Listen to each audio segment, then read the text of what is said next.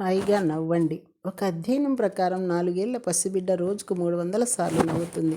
అదే పెద్దవాళ్ళైతే రోజుకు 15 సార్లు నవ్వుతారు. మన బాధ్యతలు, ఒత్తిడులు, కార్యకలాపాలలో పడి మనం నవ్వడమే మర్చిపోయాం. రోజు నవ్వడం వల్ల మన మూడ్ బాగవుతుంది. మనలో సృజనాత్మకత పెరుగుతుంది. మనకు మరింత శక్తి లభిస్తుంది. హాస్య నటుడు స్టీవ్ మార్టిన్ రోజు ఉదయం నిద్ర లేవగానే అద్దం ముందు నించొని 5 నిమిషాల సేపు నవ్వుతాడట.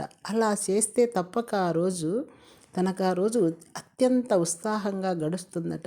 మీరు ప్రయత్నించండి. ఈ వ్యూహం పనిచేస్తుంది. రోగాలు నయం చేయడానికి, తీవ్ర అనారోగ్యాల నివారణకు కూడా నవ్వడం అనే చికిత్సా విధానాన్ని వైద్యులు అవలంబిస్తున్నారు. ఆధునిక మనోవిజ్ఞానవేత్త విలియం జేమ్స్ అన్నట్లు, మనం ఆనందంగా ఉన్నాం కాబట్టి నవ్వుతాం కాబట్టి ఆనందంగా ఉంటాం. ఎంతో తెలివైన వాడిగా ప్రసిద్ధి చెందిన నా మిత్రుడొకడు ఒక నూతన సంవత్సర తీర్మానంలో ఈ ఏడాదంతా ఎక్కువగా నవ్వాలని అనుకున్నాడు. కొన్ని రోజులకోసారి వీడియో దుకాణానికి వెళ్ళి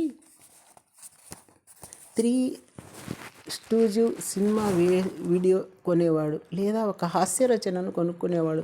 రోజు మొత్తంలో ఖాళీ దొరికినప్పుడల్లా ఆ వీడియో చూడడమో, ఆ పుస్తకం చదవడమో చేసేవాడు. సహజంగానే అన్నిటినీ పాజిటివ్గా చూసే అలవాటు కలవాడేమో. తనకు తనే కనిపెట్టుకున్న ఈ పద్ధతి వల్ల మరింత ఆనందంగా ఉండసాగాడు. తన చుట్టూ ఇంతటి హాస్యాన్ని నింపుకున్నందువల్లనేమో ఇదివరకు తనకున్న ఒత్తిళ్లను కూడా అధిగమించగలిగాడు.